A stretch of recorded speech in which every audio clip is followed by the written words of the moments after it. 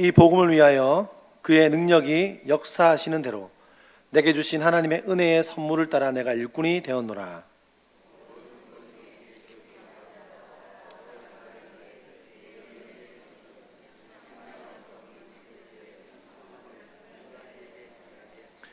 영원부터 만물을 창조하신 하나님 속에 감추어졌던 비밀의 경륜이 어떠한 것을 드러내게 하려 하심이라.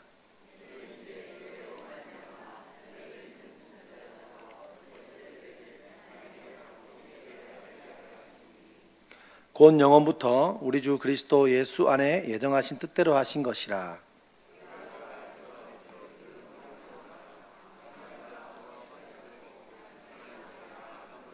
함께 읽겠습니다. 그러므로 너희에게 구하노니 너희를 위한 나의 여러 환난에 대하여 낙심하지 말라.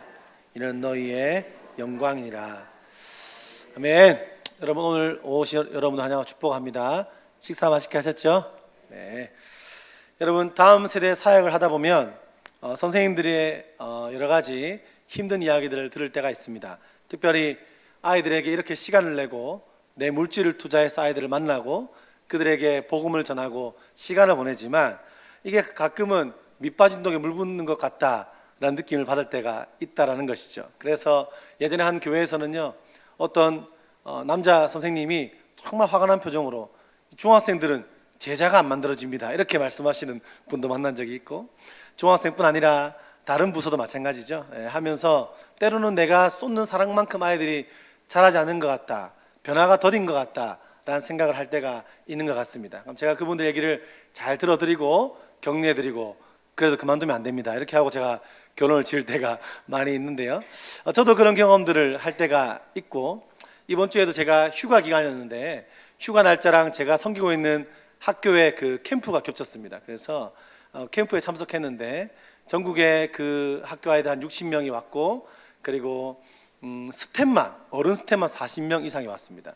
사실은 그분들 대부분이 재정을 받고 하는 분들이 아니고 다음 세대 양육과 다음 세대를 믿음 안에서 그리스도 안에서 세워보려고 자기 헌신을 다해서 오신 분들이에요. 경북 봉화까지 아주 멀리 갔습니다. 그래서 때로는 걔들을 이제 3박 4일 동안 섬기는데 애들이 불평도 있고, 간식을 주면 간식이 뭐냐고 말하는 친구들도 있고, 표정도 밝지 않고, 그런 것들을 보면서 저도 비슷한 생각을 할 때가 있었습니다. 도대체 아이들이 언제쯤 더 많이 변화되고 언제쯤 아이들이 감사하다는 말을 더 잘할 수 있을까, 이런 생각들을 하고 있는데, 마지막 날에 하늘을 바라보고 이렇게 별을 딱 보는데 하나님이 제 안에 그런 깨달음을 주시는 거예요. 오이야, 너는 감사하고 있냐? 이런 질문을 갑자기 딱 하시는 거예요. 너에게 이렇게 멋진 자연을 다 주었고 멋진 별을 보게 했고 건강을 주었고 생명을 주었는데 너 감사하냐? 왜 감사가 없냐? 이런 마음을 저 안에 딱 주시는 거예요. 그 다음에 무엇보다 이 영혼들을 섬길 수 있는 은혜를 너에게 주었는데 왜 감사는 못하고 불평하느냐? 이런 마음이 제 마음 안에 딱 드는 거예요. 그러면서 제가 이제 복음을 경험하고 20살이 되자마자 이제 교사를 하고 그랬었는데요, 처음 보조교사를 해서 중고등부를 섬길 때가 막 떠오르는 거예요. 너무 기분이 좋아서 뭐든 시키면 다 기쁨으로 감당했던 그때. 또 제가 모교회에 있을 때 유치부 설교를요, 한 달 동안인가 이렇게 시키셨어요. 한 달 동안 시키면서 유치부 설교를 해보라. 청년인데 제가 그 유치부 설교를 처음 맡았어요. 설교가 뭔지도 모르는데 얼마나 열심히 준비했던지 밤새 준비해서 유치부 아이들에게 설교를 딱 전했는데 3주 시키고 잘렸어요. 아무튼 지금 생각하면 아마 지금 그때는 약간 무슨 이유가 있었는데 지금 생각하면 잘린 거고, 제 생각에는 신학교를 다니니까 잘하면 교회에서 이렇게 계속 시킬 생각이었던 것 같아요. 3주 하고 잘렸던 기억이 납니다. 아무튼 그렇게 할 때 제가 처음 외부 집회에 찬양 인도를 해서 찬양 인도를 하고 간증을 하고 외부에서 섬겼었을 그때 그 영광스러움, 제가 처음 사역을 딱 시작하고 설교를 시작했을 때의 그 영광스러움이요, 막 제 안에 떠오르는 겁니다. 그러면서 다시 그때의 영광과 그때의 감사를 회복해야 되겠다, 부르신 것에 감사해야 되겠다, 이런 생각을 해보는 한 주였습니다. 여러분, 그런 맥락에서 바울은 오늘 본문에서 복음을 위하여 영광스러운 일꾼이 되었다라고 말하고 있습니다. 7절에 보니 이 복음을 위하여 그의 영광이 역사하시는 대로 내게 주신 하나님의 은혜의 선물을 따라 내가 일꾼이 되었노라 라고 얘기하고 있습니다. 여기서 말하는 일꾼이라는 것은요, 디아코노스라고 하는데, 즉 이 일꾼은 섬기는 자, 이런 뜻입니다. 여러분, 우리에게 주어진 복음의 일꾼됨이, 우리가 섬기는 자리가 어디에서 왔습니까?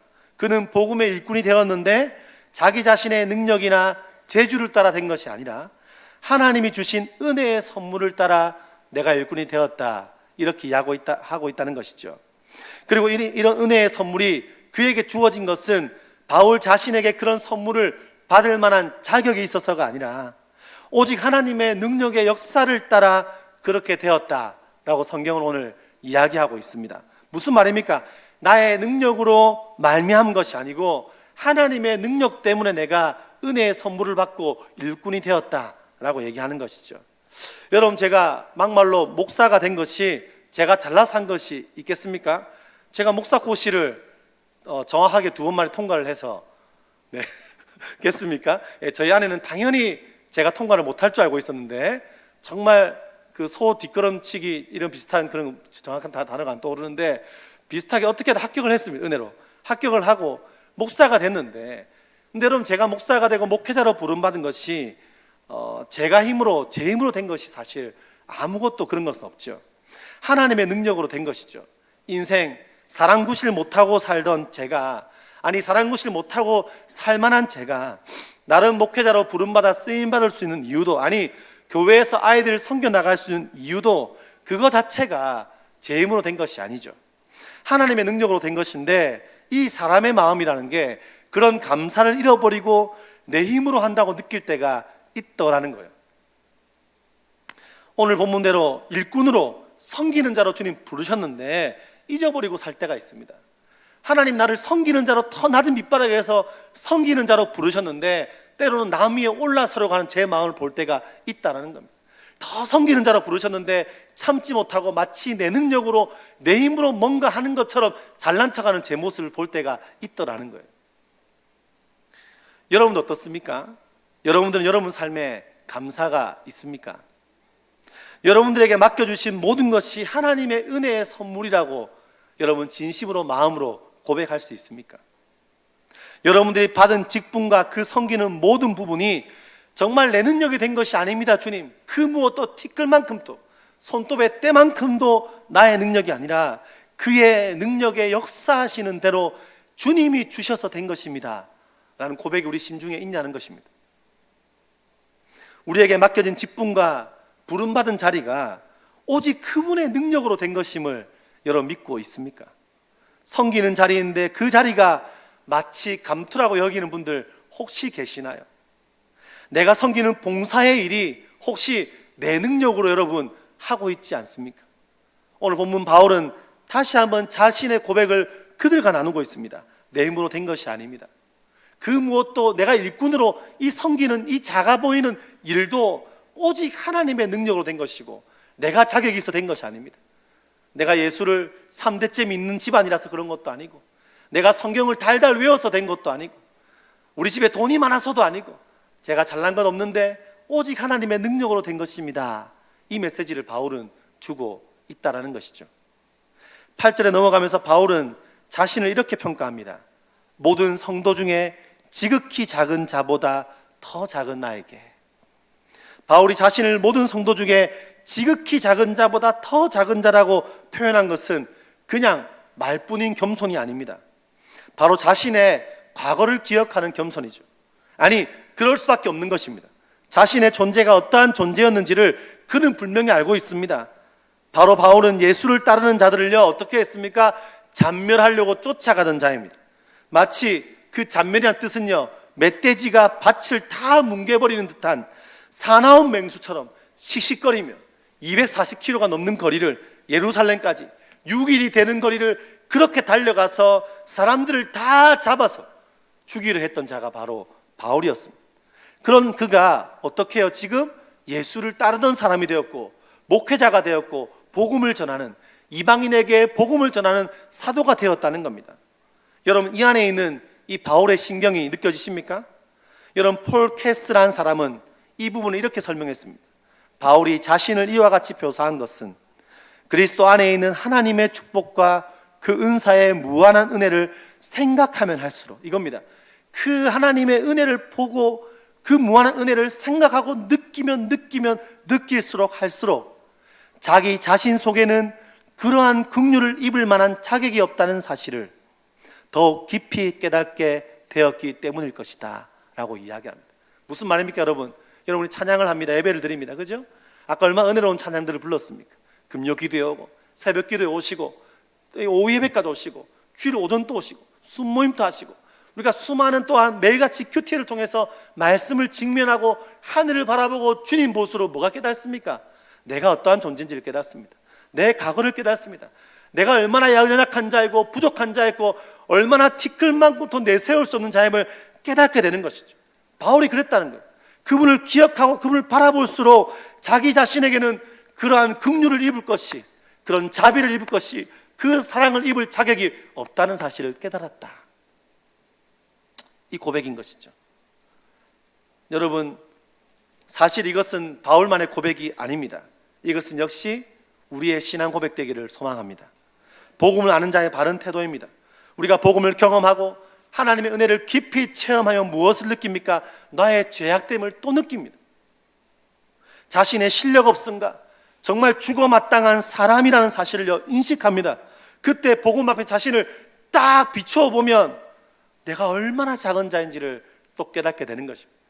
연륜이 지나고 교회에서 많은 봉사를 하고 성경을 많이 보기도 하고 예배를 많이 참석해도 또 주 앞에 설 때마다 자기 약함을 보는 것이 그게 복음을 아는 자의 바른 태도인 것이죠. 제가 참 좋아하는 소원이란 노래입니다. 삶의 작은 일에도 그분을 알기 원하네. 그 좁은 길로 가기 원해. 나의 작음을 알고 그분의 크심을 알며 소망 그 깊은 길로 가기를 원하네. 저 높이 솟은 산이 되기보다 여기 오름직한 동산이 되기, 내 가는 길만 비추기보다 누군가의 길을 비춰줄 수 있기를. 무슨 말입니까 여러분? 삶의 작은 일에서 그분을 닮기 원하는 마음을 가지고 그분을 닮다 보면 넓은 길이 아니라 좁은 길을 가고 싶은 마음이 생기는 겁니다. 그분을요 닮아가고 싶은 마음, 그분을 느끼고 경험하면 어떻게 됩니까? 내가 얼마나 작은 존재인지를 알고 하나님이 얼마나 크신지를요 느끼게 되는 겁니다. 그리고 내 소망이 아니라 하늘의 소망을 품게 되는 것이죠. 바울은 디모데전서에서 이렇게 표현합니다. 자신을 표현하기를 죄인 중에 괴수다. 나는 죄인 중에서도 가장 흉악한 죄인이다. 이렇게 말하고 있습니다. 이것이 복음을 아는 자의 태도이지요. 우리는 복음 앞에서 우리가 얼마나 처절하게 죄인인지를 반드시 아셔야만 합니다. 우리가 하나님 앞에서 얼마나 크나큰 죄인인지를 다시 한번 눈물로 품고 때로는 그것이 느껴지지 않는다면 하나님께 그 주님 나에게는 그 은혜가 필요합니다. 다시 한번 내가 어떠한 존재인지를 깨달음이 필요합니다라는 기도가 필요하고, 여러분 그것이 바로 거듭남의 또한 표징입니다. 여러분 8절과 9절에서 바울은 자신에게 이런 은혜가 주어진 목적이 있다라는 것을 말하고 있습니다. 한번 같이 한번 읽어볼까요? 8절과 9절입니다. 읽어보겠습니다. 시작.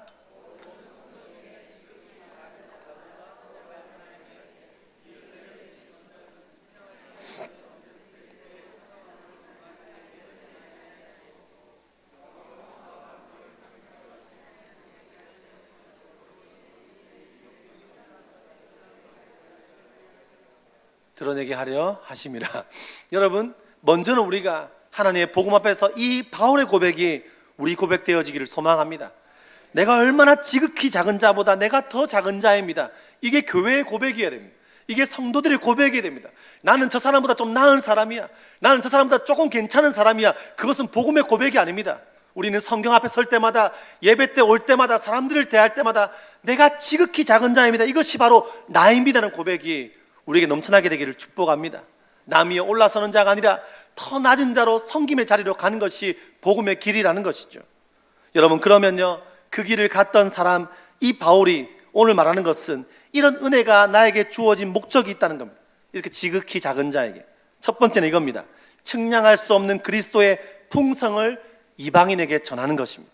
둘째는 하나님 속에 감추었던 비밀의 경륜이 어떠한 것을 드러내는 것이다 라고 말하죠. 첫째, 측량할 수 없는 그리스도의 풍성을 이방인에게 전하는 것. 여기서 측량할 수 없다라는 것은요, 다른 단어 이렇게 해석할 수 있습니다. 추적할 수 없는 이라는 뜻입니다. 로마서 11장 33절에 보면 이 구절을 한번 사용하죠. 깊도다 하나님의 지혜와 지식의 풍성함이요 그의 판단은 헤아리지 못할 것이며 그의 길은 찾지 못할 것이로다. 여기서 찾지 못할 것이로되, 이것은 에베소서 3장 8절에서 측량할 수 없는 이것과 똑같은 말입니다.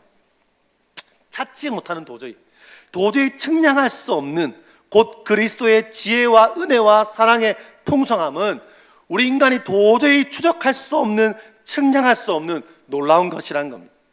여러분, 우리 안에 부어주신 하나님의 은혜와 그리스도의 풍성함이 여러분 안에 있음을 믿으십니까? 예, 우리는 그것을 믿어야 됩니다. 측량할 수 없는 그리스도의 풍성함은요, 무엇을 말하는 것입니까? 즉, 그리스도가 자신 안에 소유하고 있고 그분께 나오는 사람들에게 주시는 그 풍성함이라는 것이죠.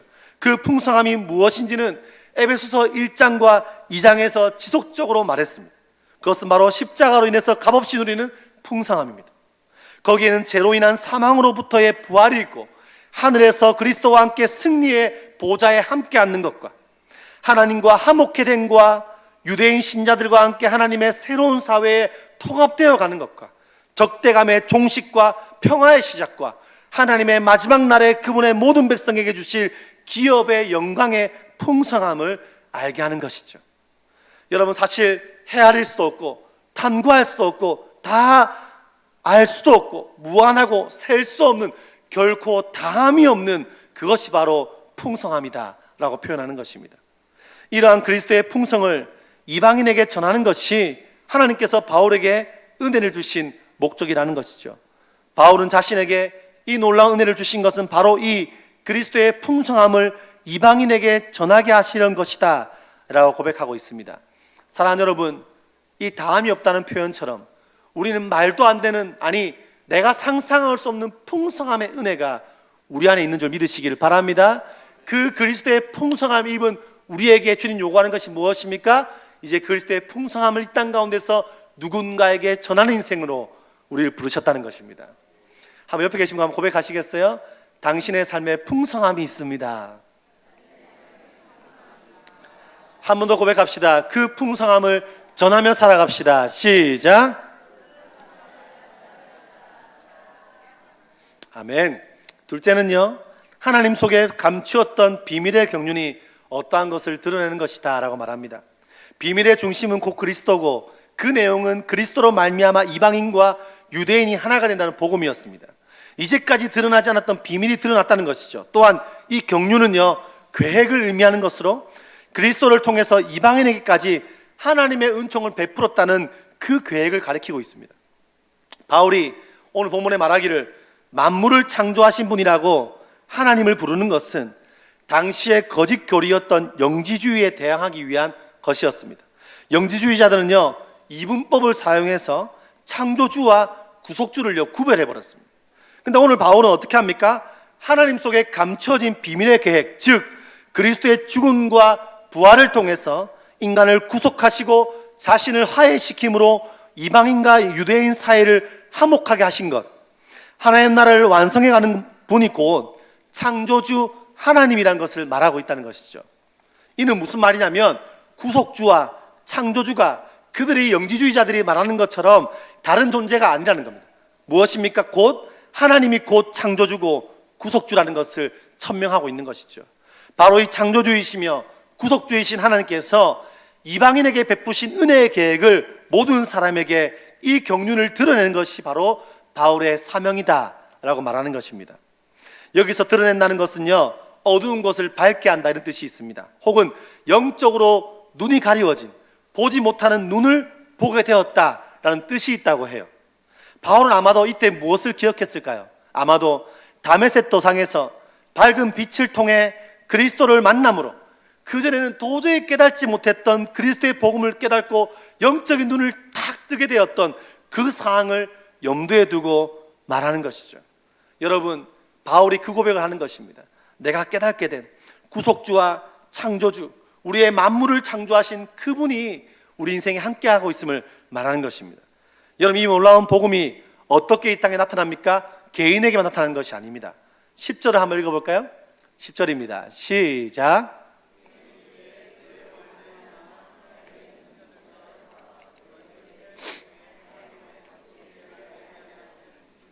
여러분, 하나님의 지혜와 하나님의 구속자적인 놀라운 경륜이 누구를 통해서 나타난다고요? 교회를 통하여 드러나면 얼마나 놀랍습니까? 하늘에 있는 통치자들은요, 일반적으로 뭘 말하냐면 천사를 뜻한다고 해요. 그러면 하늘에 있는 통치자들과 권세자들에게 하나님의 각종 지혜를 알게 하는 역할을 하고 있는 게 있는데, 그게 바로 교회다라는 것이죠. 하늘의 풍성한 지혜를 교회를 통해서 알리시는데, 천사들에게도 이 각종 지혜를 알리신다는 겁니다. 이 세상의 그 어떤 대단한 지식보다도, 어떤 철학보다도 훨씬 뛰어나신 하나님의 다양하고 풍성한 지혜가 교회를 통하여 하늘에도, 무슨 말입니까? 전 우주적으로 나타난다, 이 이야기입니다. 여러분, 이 시대에 얼마나 교회들이 지탄을 당하고 있습니까? 사실 그들의 말이 부분적으로 동의가 되는 일이 많습니다. 한국 교회 안에 어려움들이 있습니다. 한국 교회에 많은 문제가 있습니다. 근데 우리가 본문을 통해서 우리는 무엇을 알 수 있고, 교회 역사를 통해서 무엇을 알 수 있습니까? 로마 교회가 타락하고 수많은 교회가 타락했지만 여전히 교회가 망하지 않고 조국 대한민국까지 복음이 들어왔고, 사실 대한민국에는 복음화율이 낮아지고 있지만 전 세계에는 아직도 그리스도의 복음률이 높아지고 있는데, 이유가 무엇입니까?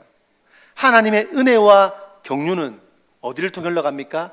교회를 통해서 흘러갑니다. 여러분, 이것이 바로 교회의 영광스러움이고 위대함입니다.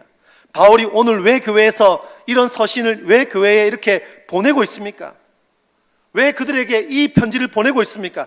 교회만이 그 하나님의 계시와 지혜와 복음의 경륜을 세상에 흘려보낼 수 있는 유일한 공동체이기 때문입니다. 구주를 경험하고 그 은혜를 체험한 믿음의 공동체만이 그 놀라운 경륜을 세상에 알릴 수 있음을 이야기하고 있다라는 것입니다. 교회가 지탄을 받고 교회가 욕을 먹고 있고 끊임없이 한국 교회 안에 어려움들이 있지만 우리는 기억해야 됩니다. 이 땅에 수많은 사람들이 교회를 오히려 돈이 교회를 지배하려고 하고, 그렇죠? 사람이 교회를 지배하려고 하고, 교회에 유력한 사람들이 많이 와야만 교회가 힘을 가져야만 대단한 어떤 교회인 것처럼 말하지만 그것이 아니지요. 복음의 영광과 교회의 영광은 무엇을 말합니까? 교회가 흔들리고 넘어지지만 성경은 말합니다. 여전히 교회는 하나님의 계시와 경륜을 알리는 세상의 빛으로 부름받은 공동체다. 성경은 바로 그것을 말하고 있다는 것입니다. 여러분, 교회의 주인은 사람이 아니라 오직 주님만이 우리의 주인이십니다. 예전에 한 형님 목사님하고, 신학교 때 전도사님이었죠, 한참을 대화하다가 한국교회가 이렇게 어려운데 제가 앞으로 어떻게 목회해야 될까요? 그분은 개척을 한대요. 개척을 한다길래 아유, 개척 힘들겠습니다, 이런 대화를 나누다가 그 형님이 차에서 탁 나가면서 이렇게 한마디 하는 거예요. 오야, 여전히 교회가 이 시대의 소망이가. 그때 제가 신학교 때 신학 공부를 하면서 세상을 사람 냉소적인 마음들이 좀 있었어요. 우물쭈물했습니다. 전도사가 믿음이 없었어요. 우물쭈물한데 그 형이 이렇게 딱 말하는 거예요. 나는 그래도 여전히 교회가 소망이라고 믿는다. 그 말 듣는데 아멘을 그때는 못했는데 지금 보니까 맞죠. 성경을 보니까 맞죠. 여전히 교회 공동체가 이 땅에 빛이고 소망입니다. 여러분들 그 일에 부름받은 사람입니다. 때로 내가 너무 작게 여겨지고, 때로 우리가 너무 연약해 보이고, 때로 우리는 교회도 많이 비교하죠. 교회가 얼마나 큰가? 엄청 큰 교회가 있고 작은 교회가 있는 것 같고, 저 교회는 저런 사람들이 있는 것 같고 우리 교회는 이런 사람들이 있는 것 같고, 때로는 우월해하면서 우리 교회는 이런 사람들이 많아, 저 교회는 좀 작은 교회야, 그런 게 있지만 그게 아니죠. 여러분, 우리가 연약해 보이고 부족해 보이지만 하나님이 그렇게 우리를요 부르셨습니다. 이 땅의 사명자로, 이 땅을 밝히는 사람으로, 이 땅의 빛과 소금으로 여러분들이 주어진 환경과 상황과 삶 속에서 교회의 모습을 가지고, 직장 속에서 사람들을 만날 때 지나가는 모든 삶 속에서 진짜 교회다는 모습으로 주님이 여러분들에게 사명을 주셨습니다. 믿으시는 분 아멘 합시다. 여러분, 오늘 에베소 현실도 그렇습니다. 바울이 목회했던 에베소를 보십시오. 여러분, 에베소에서 그렇게 이 탁월한 바울이, 이 놀라운 신학자 바울이 목회를 했는데, 여러분, 저는 바울에게 별명 하나 지어주고 싶습니다. 다 만나면 천국에서 만나면 혼날지 모르겠는데, 바울은요 AS 목회 전문입니다. 도대체 지나온 교회가 제대로 된 교회가 없어요. 다 문제가 생깁니다. 편지 왜 보냈습니까? 문제가 있으니까 보낸 겁니다. 문제 없으면 편지 안 보냅니다. 그죠? 잘하고 있는데 왜 보냅니까? 보니까 AS 하는 겁니다. 지금 감옥에 있어서 지금 이 교회 안에 막 얘기를 듣는데 감옥에 있어서 가지를 못합니다. 들리는 소문이 뭡니까? 교회가 분열을 한대요. 싸운다는 소식이 들립니다. 이방인과 이 교회에 온 사람들끼리 막 부딪힙니다. 난리가 났습니다. 바울이 얼마나 답답했을까요? 목회자로서 그 교회를 몇 년 동안 생명을 다해서 눈물을 다해서 목회했는데 감옥에서 얼마나 답답하고 눈물이 났을까? 답답하지만 그는요, 오늘 본문을 통해 뭘 붙들고 있습니까? 어떤 소망을 붙들고 있습니까? 너희들이 싸우고 교회 안에서 문제가 많고 교회가 쓰러지고 연약해 보이지만 교회는 여전히 이 땅의 소망이다. 너희의 몸된 교회를 통하여 하나님이 일하실 것이다. 오늘 바울은요, 그 마음을요 그들에게 전해주고 있다는 겁니다. 여러분, 교회로 부름받은 충신에 사랑하는 몸된 형제 자매 여러분, 주님 우리를 교회로 부르셨습니다. 여러분들이 이 땅의 소망입니다. 교회 공동체가 제주 땅의 소망입니다. 여러분, 오늘 11절의 말씀처럼 곧 영원부터 우리 주 예수 그리스도 예수 안에서 예정하신 뜻대로 하신 것이라. 무슨 말입니까? 하나님이 이 일을 응급처치한 게 아니라는 겁니다. 제가 AS 목회라 했지만 바울이 그냥 AS처럼 편지 보내는 그 정도가 아니라는 겁니다. 하나님이 갑자기 일하신 것이 아니고 영원부터 예정하신 뜻으로 그 놀라운 지혜를 교회를 통해서 가르쳐 가신다라고 얘기하고 있다는 것이죠. 여러분, 마지막 12절을 한번 같이 읽어보겠습니다. 12절과 13절까지 남았네요. 12절 읽어볼까요? 시작.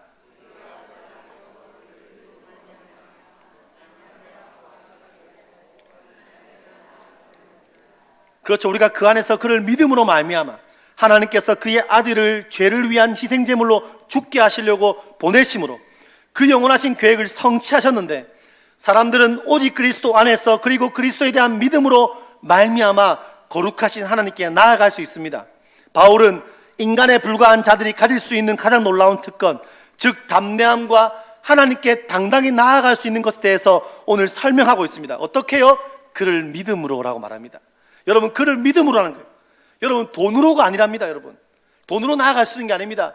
교회 크기로가 아니랍니다. 여러분, 사람의 방법으로, 사람의 규모로가 아니랍니다. 현실로가 아니랍니다. 오직 믿음으로 말미암아 담대함과 확신을 가지고 하나님께 나아감을 얻느니라, 이렇게 말하고 있죠. 믿음은 우리에게 확신을 줍니다. 나아감으로, 이 번역된 이 헬라어는요, 왕의 종전에 나아가서 공식적으로 아련하는 것을 뜻하는 것이죠. 여러분, 우리는 이 땅 가운데 절망이 있고 아픔이 올 때가 있지만, 넘어질 때가 있지만, 우리는 그때마다 그리스도로 말미암아 그분의 얼굴을 아련할 수 있습니다. 그분께 나아갈 수 있습니다. 담대함과 확신을 가지고. 오늘 13절에 보니 바울은 이렇게 다시 한번 권면하죠. 그러므로 너희에게 구하오니 너희를 위한 나의 여러 환난에 대하여 낙심하지 말라. 이는 너희의 영광이니라. 영원하신 하나님의 계획에 따라 성도들은 복음을 받아들였고 예수 그리스도의 몸된 교회의 일원이 되었으므로 이 땅에서 아무리 고난을 당하더라도 영원한 소망을 가질 수 있음을 말하고 있습니다. 비록 사도가 어디에 있습니까? 감옥에 갇혀 있지만, 그가 복음을 위한 고난 가운데 있다는 사실 앞에 절망할 수 있는 상황이지만 그는 절망하지 말라고 이야기합니다. 너희를 위한 나의 여러 환난이라고 말하는 것이죠. 바울이 뭐 때문에 감옥에 들어갔겠습니까? 복음 때문입니다. 그가 왜 감옥에 들어갔습니까? 그리스도의 복음을 들고 그 생명 대신 복음을 전하지 않았다면 감옥 안에 있지 않습니다. 고난받지 않습니다. 근데 그가 복음을 위해 살고 복음으로 그 말씀을 전하고 살다 보니 감옥에서 고난을 당했다는 겁니다. 여러분, 바울은 뭐라 말합니까? 이렇게 말합니다. 그러므로 너에게 구하노니 너희를 위한 나의 여러 환난에 대하여 낙심하지 마라. 이는 너희의 영광이니라. 이것이 곧 우리의 고백되어지기를 소망합니다.